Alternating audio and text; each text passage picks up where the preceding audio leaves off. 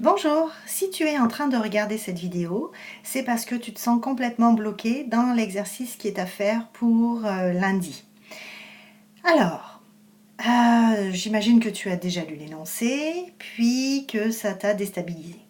La première chose qu'il faut que tu te demandes, c'est quoi que je cherche? Quand on te dit déterminer le moment où il atteindra ce maximum, qu'est-ce qu'on te demande?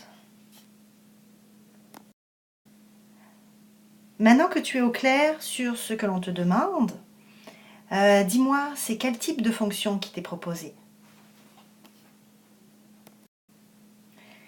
Effectivement, il s'agit d'une fonction par partie. Puis là, ce que l'on te donne, ce sont ces règles. D'accord? Donc la règle pour la première partie, qui est 5000 fois 1,08 exposant t, etc. Il y a une deuxième partie, puis il y a une troisième partie. Quand tu as une fonction par partie, puis qu'on te donne juste les règles, qu'est-ce que tu peux faire pour t'aider à te représenter la situation? Et oui, tracer un graphique, c'est le premier réflexe que tu dois avoir. Mais attention, pas un graphique précis, là. Juste une esquisse. Alors, je vais te demander de mettre pause pour la vidéo, puis de tracer ton esquisse. OK? Puis après, tu remettras lecture, puis tu compareras mon esquisse avec ton esquisse. Avant que je te montre mon esquisse, as-tu pensé à mettre sur ton esquisse les valeurs critiques? Et si en ce moment tu es en train de te demander, mais c'est quoi ça, une valeur critique? Eh bien, tu retournes dans ton Moodle, tu vas dans le chapitre actuel sur les fonctions, tu vas cliquer sur le dossier qui s'appelle cours 1 seul à la bibliothèque du 1er avril ou 2 avril ou 3 avril. Quand tu as ouvert le dossier, au point numéro 2, je disais suivez le lien suivant avec, ça s'appelle Pascal Tic. Tu cliques dessus, tu te retrouves face à un graphique d'une fonction par partie. Puis dans ton graphique, il y a un petit rectangle jaune où tu peux afficher la règle et afficher les valeurs critiques. Tu affiches les valeurs critiques, tu cliques dessus, puis tu vas comprendre ce que c'est une valeur critique. Quand tu l'as compris, tu mets tes valeurs critiques sur ton graphique. Mets pause, fais-le et remets lecture ensuite. Alors, pour tracer mon graphique, je me suis posé comme question, mais c'est quoi ma première fonction? C'est une fonction exponentielle. Qu'est-ce que je sais sur une fonction exponentielle? C'est que c'est une courbe qui a une ordonnée à l'origine qui est différente de 0. Donc, puis je me demande, est-ce que c'est une courbe croissante ou décroissante? Ça va être croissant parce que notre c, c'est-à-dire le nombre qui est à l'exposant x, il est supérieur à 1. Donc, je sais que ça va être une courbe croissante. Je prends mon stylo, je me fais une courbe croissante. Puis ça va être croissant jusqu'à un certain moment. D'accord? Puis,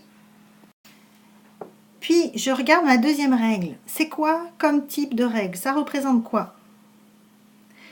Oui, c'est une fonction affine, donc ça va être une droite. Est-ce que c'est une droite croissante ou décroissante? Peux-tu me le dire?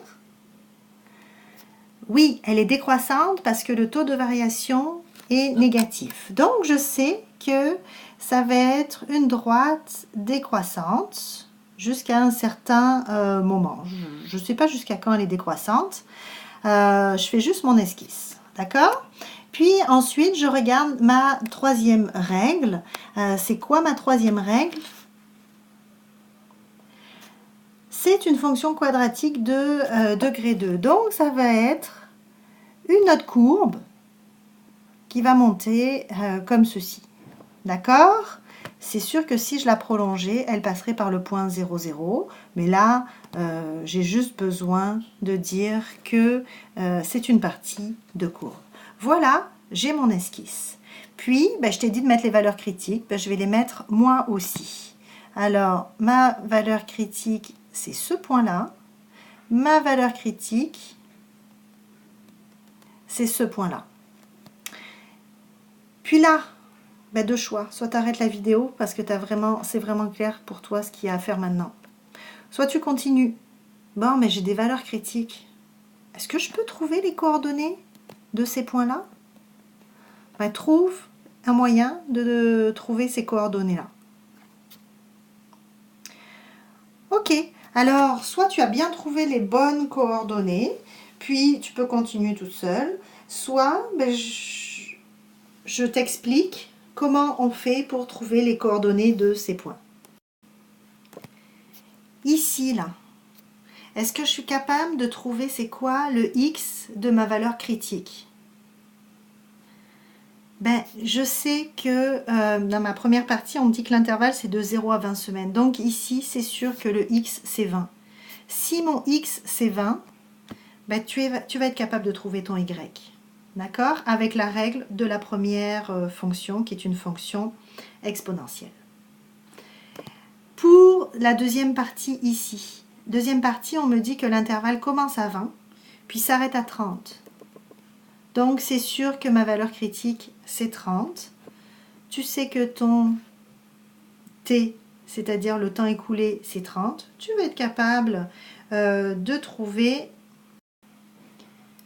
le y à condition de connaître le b de la règle.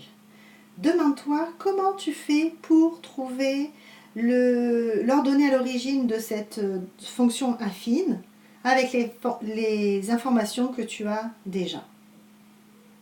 Si tu es capable de trouver, tant mieux. Puis ça va être le même type de raisonnement après pour la suite, pour trouver le a de ta fonction quadratique. À partir de maintenant, ben c'est toi qui dois cheminer toute seule. Bon travail!